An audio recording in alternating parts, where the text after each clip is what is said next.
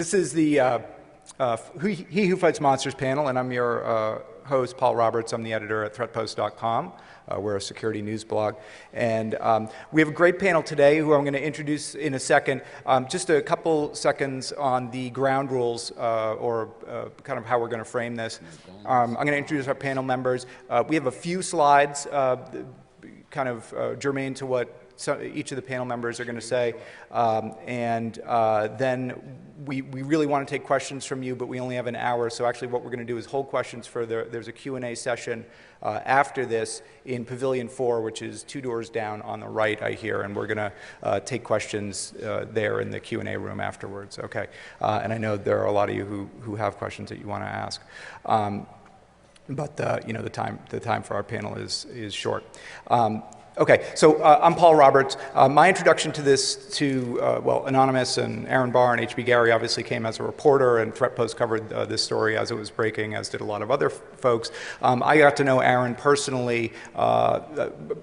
He reached out to me after I wrote a kind of an editorial piece called Winning the War and Losing Our Souls, which was written at the time of the RSA conference. And if you remember, H.B. Gary kind of pulled out of that conference at the last minute after all of this stuff broke.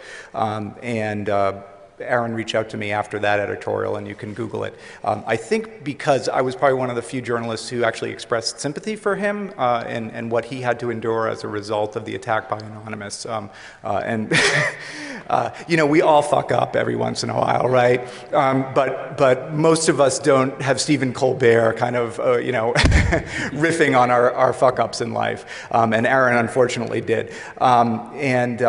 He, at that time, myself and I know Josh, thought about Defcon as a great way to kind of come back to this issue, hopefully with Aaron in our midst, to figure out what it all meant. And Aaron also, to his credit, very much wanted to do that. Unfortunately, attorneys got involved, in particular attorneys for H.B. Gary, which put the kibosh on that plan. They contacted Aaron. They, you know, basically threatened a lawsuit if he were to appear in this panel. They called his new employer and let them know that they would be, you know, pursuing legal action. And, you know, Aaron's a guy who's got a wife and kids and a mortgage, and we all know how that works. But I want to, you know, just in the beginning of the panel, sort of give props to Aaron Barr for having at least the courage to, you know, put himself out there and propose to come up here, even if the lawyers kept him from doing it. Okay, let me introduce our panel members, starting from the left. Josh Corman is the Director of Security Intelligence for Akamai Corporation. He says, unless you have plans to attack him, in which case he is the Research Director for the Enterprise Security Practice at the 451 Group. Josh has more than a decade of experience with security and networking software. For real, it's a real decade, not an 8-year decade. And most recently serving as, before Enterprise Security Practice, a Research Director for the Enterprise Security Practice. Before that, Principal Security Strategist at IBM Internet Security Systems. His research cuts across sectors to the core challenges of the industry and drives evolutionary strategies, yada, yada, yada. Jericho, to his right, has been poking around the hacker security scene for 18 years. That's a real 18 years, okay, not the kind of 18 years that are only 12 years. Building valuable skills such as skepticism and alcohol tolerance. Which he's put to the test at this year's show. As a hacker turned security whore, he has a great perspective to offer, unsolicited opinion on just about any security topic. He's a longtime advocate of advancing the field, sometimes by any means necessary, so we're going to talk about that. And he thinks the idea of forward thinking is quaint. We're supposed to be thinking that way all the time. No degree, no certifications, just a willingness to say things that most industry is thinking, but unwilling to say themselves. He remains a champion of security industry integrity and in small, misunderstood creatures, and you can find him at attrition.org. All right, yeah, let's hear it for attrition.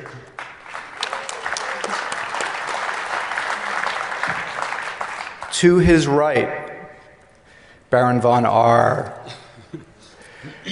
He's worked as a security professional for 13 years. That's a real 13 years, Baron?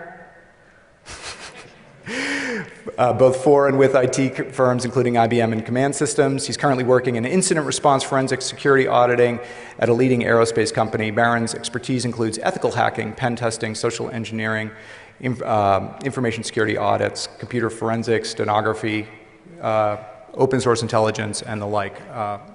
Okay, so he's ready to weigh in on our panel as well. And who is Baron von R? I don't know, maybe you're going to find out. Okay, here's our Twitter handles. That Baron von R Twitter handle isn't real, so don't try and follow him. Okay. I'm going to pass the mic over to my esteemed panel member, Jericho. Yeah. So to put this in perspective, raise your hand if you're not an asshole at some point in your career. I see one hand. Go ahead and leave, please. We prefer no liars. How about if you don't profit from your security work? Yeah, okay. And somebody raised their hand back there. Another liar, yeah. And so how about if you think you know the whole story behind the H.B. Gary saga, or if you think you even know half of the Anonymous saga? Well, one hand. Yeah, go ahead and get the hell out. Liar. Or wait, is that Aaron Barr? Second over here. Those are the threat post readers, actually. Okay, Aaron. Do you want to come up and be a panelist? Make sure you go to the room after this. Let's talk. Okay. So after that, does anyone want to admit that they're part of H.B. Gary? Or H.B. Gary Federal. Or Federal. They're different companies. Yeah, I know, different companies. So I know it. Huh? Do they pay you? No, but I have an email address. So, okay. When was that email address created exactly? I've had an email address there since February. So that narrows it down. We do have one member of Anonymous in the group. Confirmed. Well, he says, I have an email address at HB Gary and I don't get paid by them. So think about those questions, because a lot of what we're, as a group and as an industry, are leveling accusations at Aaron, that was really kind of a lot of the criticism, and we kind of forget to look at ourselves and say, I'm basically halfway to the monster that we claim he is. Okay. Mr. Corman. All right, is this thing on? All right, so for those who don't know philosophy, the rest of the whoever fights monsters is that should see to it he himself does not become one. And I saw quite a bit of cognitive dissonance over, geez, that 17-year-old anarchist in me wants to join AnonOps. And, the guy protecting a Fortune 50 network or so wants to fight them. And I basically thought it was useless to talk about white hats and black hats and gray hats. And, you dust out your advanced Dungeons & Dragons, and essentially it's not just a good versus evil thing. I mean, some people see Anon as Robin Hood, right? Chaotic good, Arab Spring, freeing oppressed people, transparency for the win, right? Other people see it as the Joker, chaotic evil. They just want to see the world burn. So what we tried to figure out is the conversation wasn't moving forward, so I just dusted this thing out. And the real defining characteristic isn't good or evil, they're chaotic, right? So we have a rise of the chaotic actor, so to speak. And most of the confusion or debate is we're romanticizing about the positive or attractive aspects of this, but we're not being very deliberate about which roles we want to play. And we're going to get to some of that searching your soul. I mean, that was the point of your article was, as we're fighting this, are we losing our soul? And Aaron's a living embodiment of he even violated his own personal ethic in some of his actions. And we just get so caught up in the activity that we're not in control of it, but rather a victim of it. So try to figure out through the course of this where you fit on here. But more importantly, where do you want to fit on here? Because in our pursuit to raise security awareness or improve security, we may actually be driving something far worse than the Patriot Act, right? We may cause powerful and uninformed people to act in powerfully uninformed ways. And real quick, he didn't realize it when he made the slide, but the boxes that actually have a hat, those are off limits. None of you in this room fit any of those bills. So figure out which of the other 6 boxes you are. Great. Barron, any thoughts? Well, I'm kind of in the middle of the whole thing. From a perspective of the government and the intelligence agencies, all of this kind of activity, especially on Aaron's part, is a part and party of what we've been doing since the beginning, since the forming of this nation: disinformation, intelligence gathering. So what Aaron did, yes, it kind of crosses the line when you start to talk to a company or in this case, a law firm that's going to go after individuals within our own country. Even the CIA wasn't chartered to do that. So yeah, in my book he crossed it. But as Richard Thiem said in his Black Hat tutorial, it's all gray. One man's terrorist is another man's freedom fighter. You just have to know where you sit, and you have to come to grips with it. Okay, thanks. Good thoughts. I think I'm going to start just with I think probably a question that the answer of which will maybe help us understand where each of you guys come from. But who is Anonymous in your minds? Whether that's who they are literally or who they are kind of symbolically. I'll take a stab, but I think people think Anonymous, well, first of all, there's probably several participants in the room, maybe even on the stage. And it's not a group, right? I mean, we know this, but I'm just to tell you things you already know. Anonymous is not a group. Essentially, it's like Taylor Rental branding. It's a franchise. I mean, some people that took the name were doing things like Arab Spring or something locally. It was just a way to it was almost like a post-secret, right? It was a way to do something without getting caught, maybe as a whistleblower, and it can form a very valuable part of our culture. I think it was kind of hijacked by smaller groups, and now it's become something that's maybe gone from public benefit to public menace, depending on who you are. I think my personal disappointment is if, in fact, you think this is going to make security better by showing failure. I doubt it, right? Anybody that's done work with Fortune 50, Fortune 100 CISOs, they're not going to do better security. They're going to do more security. Wait. So you're saying that pointing out failures is not going to help security? No. All right, let me refocus. This is my actual point. Any cause will have an effect. It just may not be the desired effect. And if we're going to do this, hey, if we're going to have chaotic actors, I don't think we're going to eliminate, nor do I want to eliminate participants throughout that grid. I would like to challenge that if we're going to do something like this, let's up our game. You know, why don't we have a LulzSec that targets child exploitation sites? You know, anybody following the jester, why don't we have more people doing things to map out or DDoS jihadist websites? We have an opportunity to not just cause chaos, but cause directed chaos, which is kind of an oxymoron. But if, in fact, we feel powerless that PCI has hijacked our industry, if, in fact, we don't feel like we can actually get our jobs done because management won't listen, there might be more constructive ways to channel that angst. I think that was an excuse, though. I think they just took that up after originally saying that they just wanted to smash things. So to make it have some sort of legitimacy, and to maybe, when they do get caught, have some sort of case to make in court, saying, we were doing this because we believe in this. I don't believe that's the case. And I think it's been hijacked completely now, all the way up to the nation-state level. So we have actors in many countries attacking many different things, and they could be just red cells that are working from within other governments' intelligence groups because they're anonymous. And even after qualification, I kind of disagree. I mean, how many of us have been in the industry for long enough, and it's like, you know, you work 40 to 80 hours a week, and you're banging your head against the wall, and you're getting paid to do it, and they're still not listening.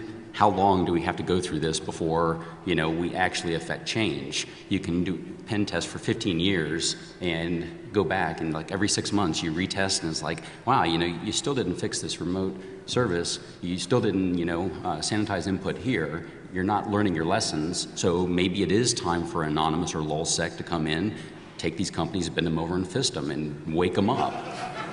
Yeah. I would agree with... It's kind of anonymous as a business model, right? I would agree there's a need, but I think that the companies will just go back to their somnambulism The C-levels will just go back to playing with their iPads and their new toys, and they'll, go right across the policies and say, it's not for me, I'm a C-level. So no matter how scared you make them, they're just going to fall back into old bad patterns. It's not going to make a change. So, I'm not going to for a second say that there isn't the opportunity for some way to change the game. What we're doing clearly isn't working. I've seen the reaction of victims of LulzSec, and they're not getting smarter. I guess that's my point. It's that I think there's the opportunity here to catalyze a different conversation, to drive things forward instead of just banging your head against the wall for 15 years. I'm just not seeing that message sent equals message received. In fact, you look at the Sony thing, because of the earthquake happening and costing them far more damage and financial loss than the punishment campaign and sustained raping of 23 on your last count on your website. Best timeline of the Sony Ponage campaign is on the attrition site. But that almost made us go from, just think of a timeline. We went from unmotivated and ignorant of the chaotic actors or of exploitation to aware and motivated, straight past that to hyper-aware and numb, right? We've gone from inaction of one kind to inaction of another. It's actually not really hurting Sony that bad. As much as we felt like, yeah, rah, we showed the weakness in their security posture. This is a rounding error on the losses they had from the earthquakes. It's a rounding error. And my fear is that, again, powerful and uninformed executives are going to look at this as a highly acceptable loss. So I'm not saying don't do this. I actually like lots of aspects of this. I think it could be channeled into a catalyzing event. But if it's simply some reason to ignore our entire industry, then we fucked up. Well, you say that, these companies aren't learning, and for the most part, you're right, but just as an example, so Sony, they get bent over in all kinds of creative ways, and that's right after they fired all kinds of security staff. Well, are they learning? Well, maybe. There was someone very high up in the Sony security job line that was at Black Hat. Well, why would they send that person here, if they had fired security staff and didn't care? Maybe now they are saying, well, okay, it might be worth, this security thingy that, we hear so much about. Now, this is going to take people like myself and others to help control the narrative. I hope the press helps control a responsible narrative, but a good lesson that Anonymous and LulzSec could have done with Sony, and what I'm trying to focus away from how were they pwned, because who cares? There's a million ways to pwn them. Here's a good takeaway. If you sue a researcher who finds a vulnerability in your platform, you're going to get raped, right? If you haven't figured out the ideas behind coordinated disclosure, or that those kinds of actions have negative consequences, we've now upped the ante. So one thing they may learn is don't frickin' sue researchers. So if we can steer the lesson instead of just hope that attacking them teaches them something, we have to follow that up. Right. So, there's a long and proud history of hacktivism, and you can look at, groups like Electronic Disturbance Theater, Legions of the Underground, Cult of the Dead Cow, Federation of Random Action. Many of the hacktivist incidents that have been, documented or that we can point to are in support of political causes, human rights, and so on. I think that's sort of what Josh was getting at when he was talking about building a better Anonymous. There are certainly no shortage of issues out there that technically adept and informed people can support. Or encourage. I guess the question is Anonymous this? If you look across, we're talking about both Tunisia and Egypt, those operations, but also Sony. Okay, so Sony was really about GeoHot. HB Gary was about them being pissed off that they might get doxxed. What is the connecting thread? What is the what's the ideal that ties us all together beyond we could do it and we did? What's first crack? Baron? Well, I'd just like to go back to the last point for a second. It's no coincidence that hacking insurance is up. So I think a lot of companies, and I did hear about one in particular yesterday, I'm not going to mention them, but they laid off a bunch of people in security and they bought hacking insurance. Give you $100 right now if you name them. No. How many people have hacking insurance in the audience? So back to, what was the question? There's the business we need. I forgot. No, the question was, look, again, we can look back historically and see incidents of ideologically motivated hacktivism, again, whether it's in opposition to China, in support of Myanmar, against the Republican Party, God bless them, or what have you. But when you look at Anonymous, when you look at Anonymous and LulzSec, it's harder to discern what the message is. Certainly, Operation, Tunisia and Egypt seem like pretty straightforward hacktivist, examples of hacktivism. Sony, I don't know, and H.B. Gary, almost certainly not. Well, I would say that in the genesis of Anonymous, you had the fight against Scientology. They actually had people who were involved in the groups who were involved in Scientology. They had friends, they had family who were getting, taken away. Genealogy, right. So that was the start of it. They fought a giant entity with a lot of money and a lot of lawyers with an anonymous, attack. That led on to, this whole Arab Spring.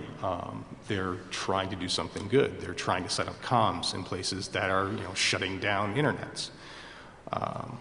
But when it started to diverge into anti-sec, LulzSec, whatever you want to call it, right before H.B. Gary, it became something completely different. And I'm not sure completely of the motivations to start. I know that Aaron had said things. He had said them publicly on the news, and they didn't like it, and they just took him down. His fault, frankly. After the spool came out and everything started to come out about what they were doing, a lot more people jumped on the bandwagon. But after that, LulzSec really seemed to kind of lose its aegis. Now they're just hitting the Phoenix PD because they don't like the way the Phoenix laws are on immigration. Well, I don't like them either. But outing law enforcement officers who are bound by duty to actually carry out legislation that a legislator has put together, they have no say over? I mean, other than one vote per person? You're just putting them in danger. A CI list recently came out, evidently, too. I haven't seen it yet. But, there could be people in danger now because their names are known as CIs. I also know there's a lot of practitioners in the room. We like to break stuff in part of our persona. And he mentioned Richard Thiem. I mean, he's going to present again today, I believe. But if you haven't seen him present before, first of all, you need to see him present. But second, he's really resonating with a lot of the themes that went into the preparation of this panel. But in your day job, right, you've been working really, really hard to try to make sure you can accomplish your mission. And when you see these really high profile, high visibility, noisy attacks, it's going to cause the shift of focus there, right? Now, guess what? I don't really give a crap if they stole a bunch of credit cards. There's been very little negative consequence to the loss of a highly replaceable credit card. What I really care more about is losing intellectual property. It's the irreplaceable. So this is actually distracting you from your core mission, just like PCI is distracting you from your core mission. So your executives are distracted from risk management to PCI. Now they're distracted from risk management to loud, noisy DDoS attacks. What's actually going to put your organization out of business or cause layoffs, it's the loss of those irreplaceable assets. So we're now have a new noisy thing that distracts us from the actual mission we have. Now, we didn't bring it up yet, but I mean, there were groups that were taking down child exploitation sites. Anybody in here like child exploitation? It's okay if you do. Not really. But anybody in here, that's something we could all get behind, right? But there was a group, at least one group that I knew of. EHAB, back in the day. Like, let's up the game, right? There's some bad people doing bad things. I don't know, raise your hand if you dislike FUD in our industry. Oh, come on, more hands than that. Come on, wake up, guys. Now, have you ever encountered a vendor that was totally full of shit? Okay. Hell, let's just have a medium grade nobility of a chaotic group. How about we have a published treatise that if you do any of the following definitions, three definitions of FUD, the cause of these three things will lead to the effect of a 3-day DDoS chain and DDoS campaign.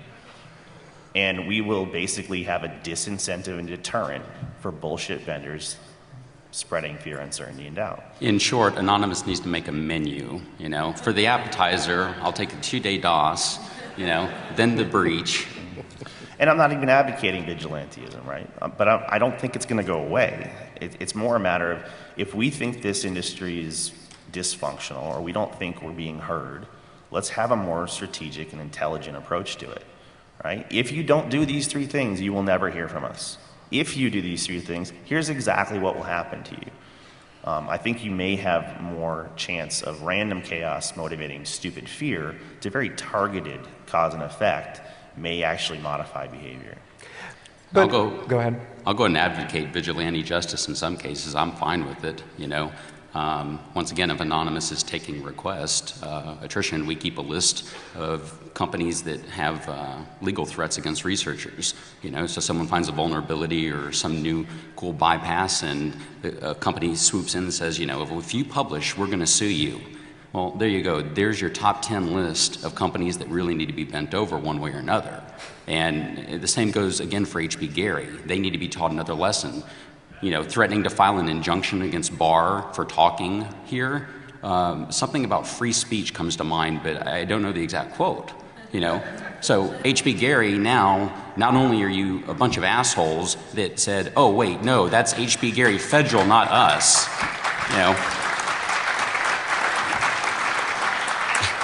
So, yeah, they laid all the blame on Aaron Barr. Oh, he's the mega asshole. But wait a minute, now that he's gone, you turn around and you show that you have, I want to say a more evil streak by trying to limit him. And, again, Paul covered this. I understand why Aaron backed out. And the kind of neat part is that originally there's 2 times he tried to back out of the panel. The first time he resolved it. He talked to his new employer and he still made the effort to get on the panel. And that was really cool of him. And then the second one was, it's too much. Like I said, wife, kids, mortgage, he's got too much to lose now. So, just take it all into account and consider the entire picture as much as we know of it. Yeah, and I want to talk about H.B. Gary because I definitely don't want to reward them for suing Aaron off our panel and trying to squelch discussion of what was revealed by the hack of that company and what came out of those emails. So we are going to talk about that, and we're not going to let H.B. Gary kind of get away with stifling that discussion. But just to follow up. I'm wondering when you're talking about Anonymous or something like it as a tool to enforce best practice, I guess, in a way. Drink. Huh? You said best practice. Okay. So, yeah. Sorry. But isn't what you're sort of sketching out a kind of vigilantism? So it's like. As somebody said to me yesterday, it's like the Clint Eastwood movie. Sort of Clint Eastwood comes into town, but of course you never know what town Clint Eastwood's going to come into. You never know where he's going to choose to enforce order or enforce his version of order, and you may not agree with his version of That's order. right. But I guess I'm acknowledging that this is happening, and I'm put my big boy pants on and saying it's not going to go away.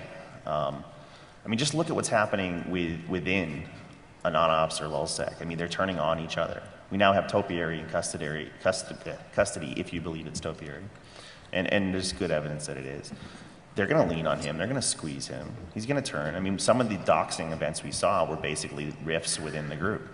So when you don't have an organizing principle, when you don't have a mission or a goal, you're just kind of doing shit, it self-destructs to a certain extent. So I think there's an opportunity here that if the real driving force was that you think security sucks and you want to make it better, that's an if, right? It's a conditional statement. I'm not so sure that the current 1.0 or 2.0 is working. Do you think the information that came out of the attack on H.B. Gary, including the plans, Team Themis, and the back and forth with Hunt and Williams and the Chamber of Commerce, did the transparency that we as a community gained about those types of dealings justify the attack? And a second question might be, do any of you think that the harsh light of daylight that was shown on those types of dealings have curtailed those types of contracts, projects, negotiations, discussions, either within the Beltway or anywhere else? It's been going on for a very long time in the private sector. Private sector intelligence is a very, very big business. Before Z, before Blackwater. Many former intelligence operatives go into business for themselves and do black ops type of work for companies, inside and outside of this country. So it's nothing new. It's just somebody got their hand caught. That's all. Well, I guess the real question for the audience then is the whole H.B. Gary saga, when we learned what they were doing, who was actually surprised at anything they were doing, proposing, or just spitballing? Who was honestly like, wow, I've never heard a company do this? I think I saw one hand, and that's good. Because like you said, this has been, you know, a multi-million, if not $1 billion business. The thing is, we just don't know all the companies that have been doing it. They just haven't hit the news. Mike?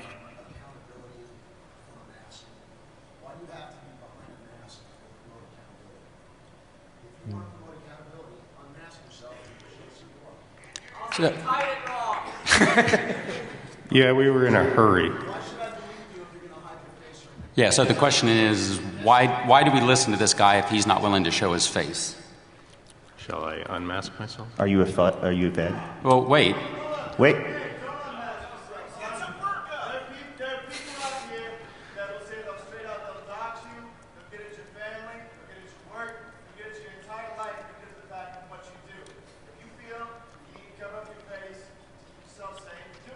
Okay, so we have two different opinions, but then the question becomes, you know, who listens to LulzSec? When they say we hack something, but they haven't actually released the information, who believes Anonymous when they say something?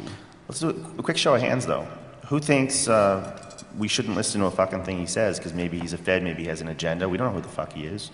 Why should we listen to him? Who thinks he should unmask? Raise your hand.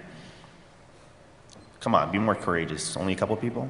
Okay, just to make sure, who thinks he should stay masked? I think this is what they call a self-selecting population. So, real quick, that's an excellent question, but it goes back to why does someone need to show their identity if they're making good points or if they have relevant experience, you know? And now that we're a little ways into the panel, I'll say we vetted him. We know his background. We know some of what he's done, some of which he can't talk about, and we know that he will add a certain perspective to the panel. So we were fine with that, him coming on, claiming to be anything he wanted to be. Within reason. I am a squirrel.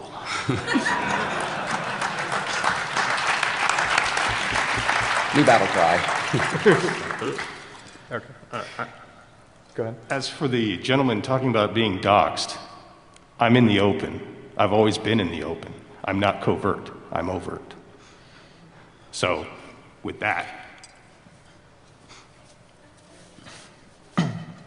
Okay, and now everyone in the audience is going, who the fuck is that anyway? We still I'm overt, but I don't have my picture out there that often. Raise your That's just a hand if you know personal who choice. this is. 4, 5, 6, yeah. So you're still masked. Yeah, I'm still masked. So in short, and that's why it's such a great question, is mask or no mask, it doesn't really matter, you know? It's more about the message, the content. Do you want to introduce yourself to the audience? What's that? Do you want to introduce yourself? I go by the name Cryptia. I have a blog on WordPress. I've been blogging about LulzSec and Anonymous for quite some time. They know who I am. I have treaded the line where I say to them, hey, you want to out people for doing bad things? Cool. But do it right. Stop this crap where you're just, SQLing, taking down, data that's unimportant. Your last dump that I looked at, the Mantech dump, one SBU document, sensitive but unclassified. You can get it with Google. In short, he's saying you're a bunch of pussies for that one. And I did say that in the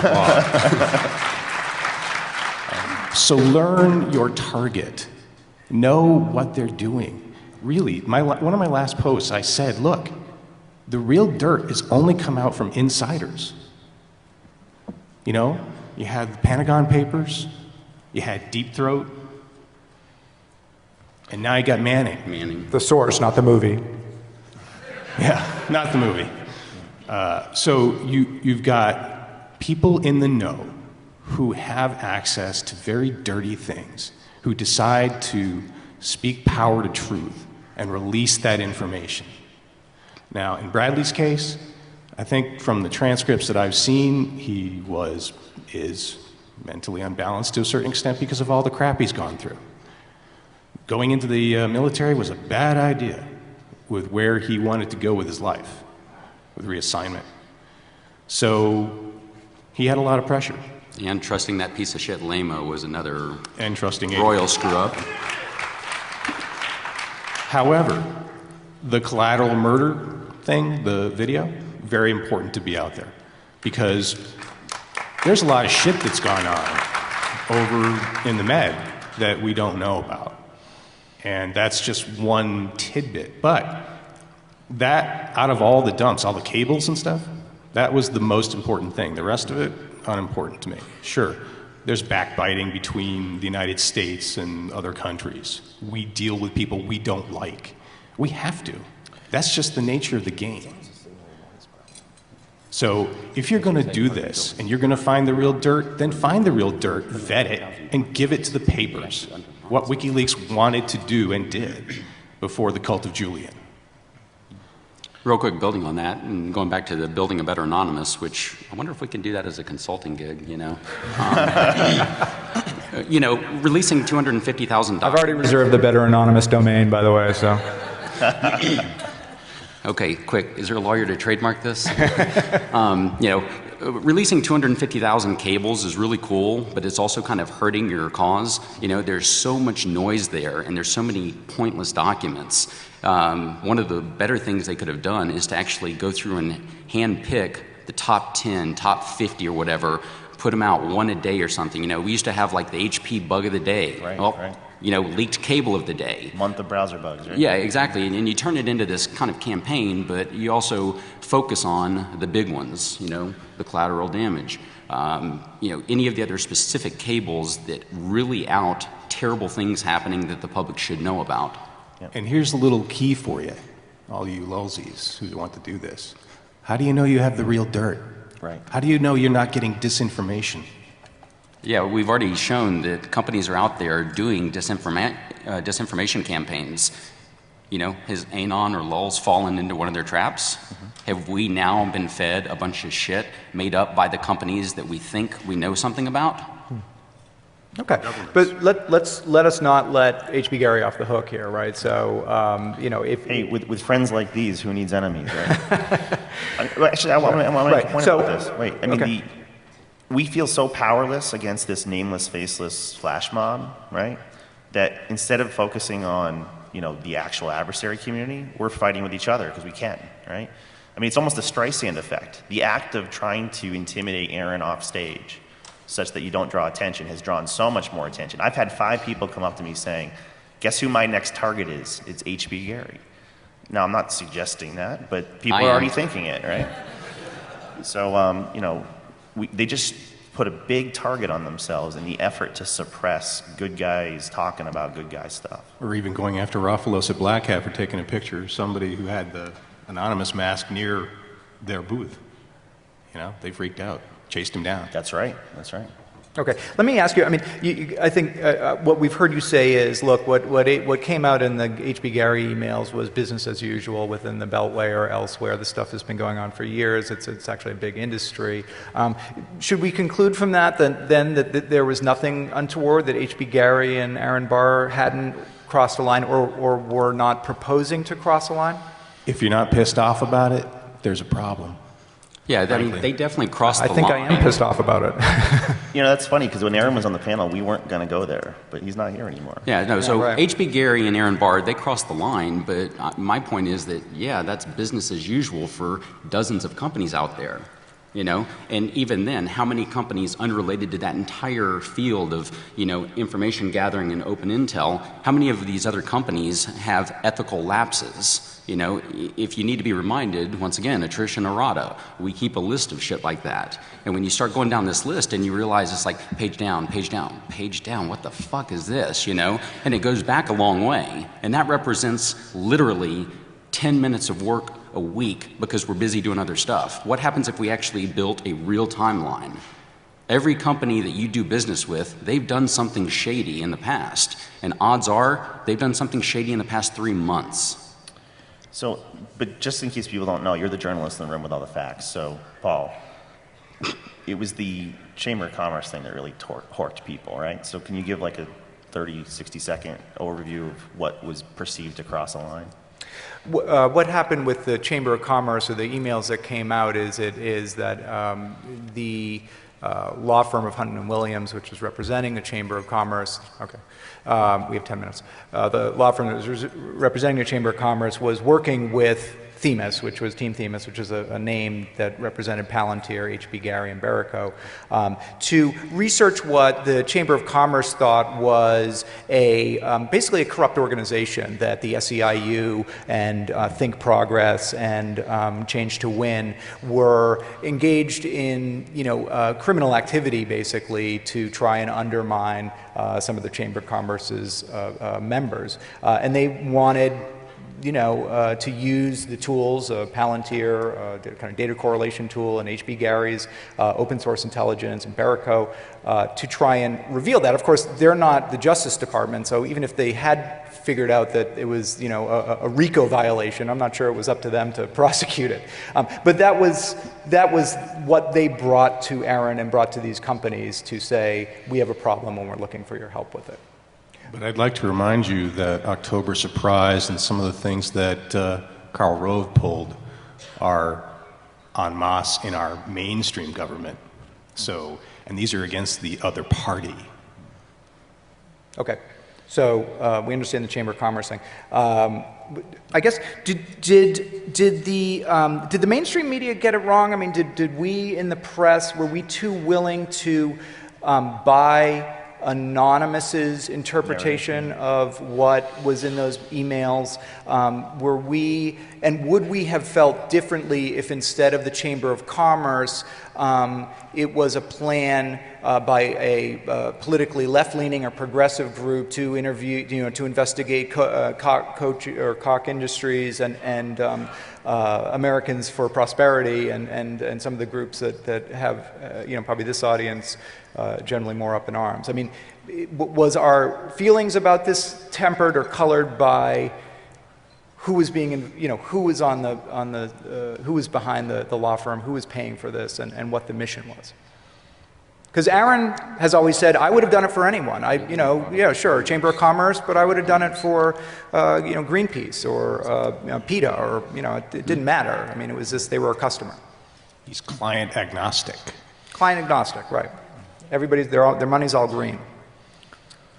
Does it matter? Did the press get it wrong?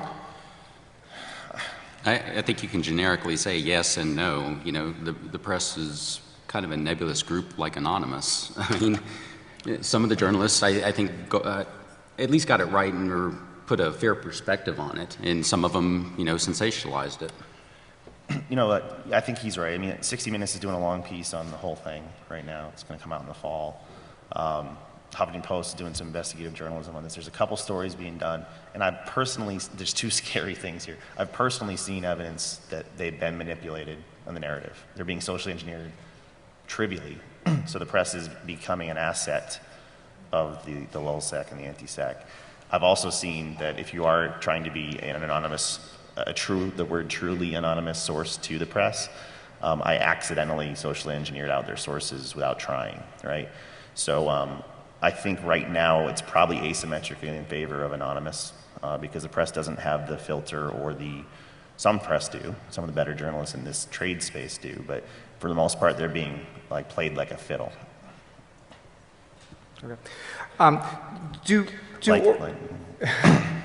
Do organizations have a right, let's kind of step into the Chamber of Commerce's shoes, do they have a right to protect themselves from damaging or illegal activity in the same way that nations do, the United States? So we're not going to argue that the United States has the right to have cyber offensive capabilities. Do corporations have the same right?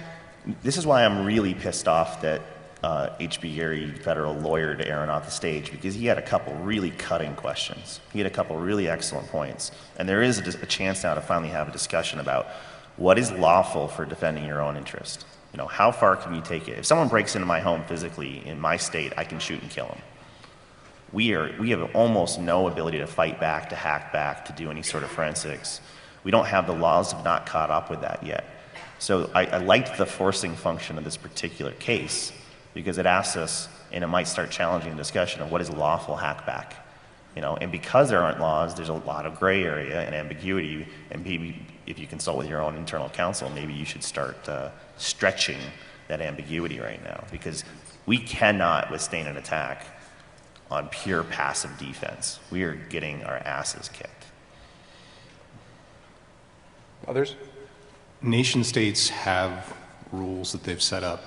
Corporations are corporations, but they've recently, well, I don't know how recently the ruling was, but they're considered personal entities, a single entity that can be treated as a person. You know, that whole thing with the Supreme Court recently about money and advertising and all that. So if you as a person are hacked and you hack somebody back and you're caught, are you just going to say, well, you know, they attacked me and virtual castle law? It's not going to work. So no, they didn't have the right to do that. Take a look at offensivecountermeasures.com. Some of the stuff Paul Akam's doing, John Strand's been doing. They're not saying these things are legal, but we're going from purely only defense to maybe unlawful offense, and there's a continuum there of active defense, and there's some things where there's a lot more you probably could do, and if you get some legal coverage in advance, you could probably stretch that a little further. And also, let me reiterate for the people who came in later, we are doing a question and answer session immediately following this in Pavilion Room 4. Also, I'm looking on Twitter for questions. I think the hashtag is TPanel. Thanks for breaking it, Chad. Twitter's broken again. Well, if it comes back up, TPanel is a hashtag, and just send me your questions. I will be checking it between here and the Pavilion 4.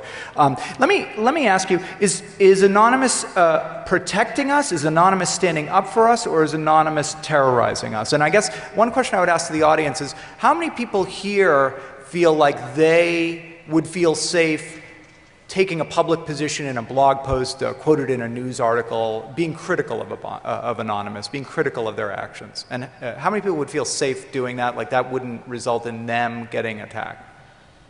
Are you sure you're not sticking your penis in a hornet's nest? Right. Sorry? Well, safe meaning you don't feel like you don't worry that you would be retaliated against. Yeah. Okay. So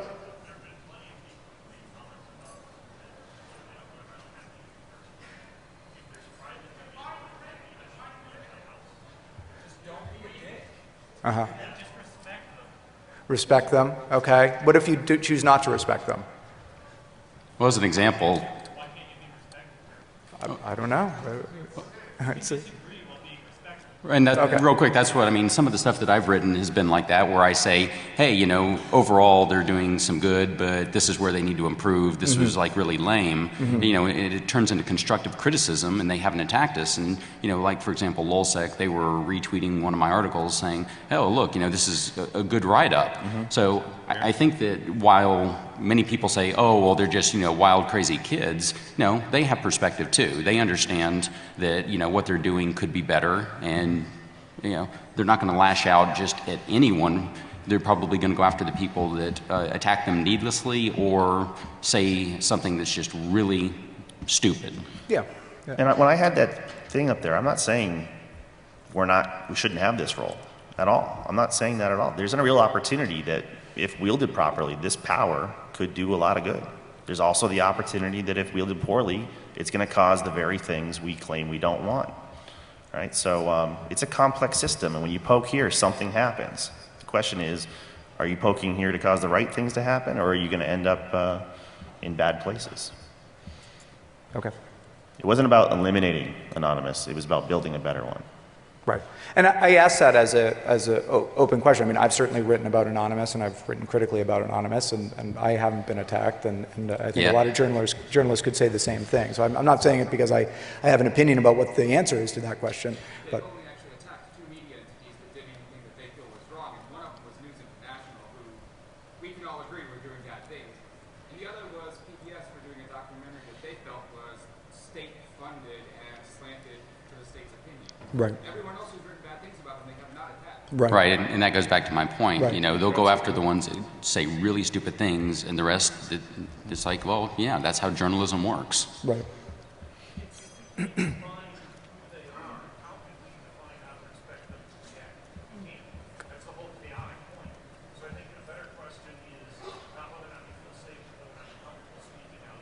Right. We're out of time. Right. Right. Well, and to the point here, you know, we've only, I'm sorry, they've only attacked 2 news organizations. You know, it's kind of like, you know, if you're Armenian, you know, we've only attacked 2 Armenians, and one was this guy, and the other was that guy, and you know, so if you're Armenian, you probably don't have to worry. You know, an attack's an attack. But I think I'm getting the big Defcon X, which means we're out of time. But I thank you very much for coming today, and question and answer panel follows in Pavilion 4.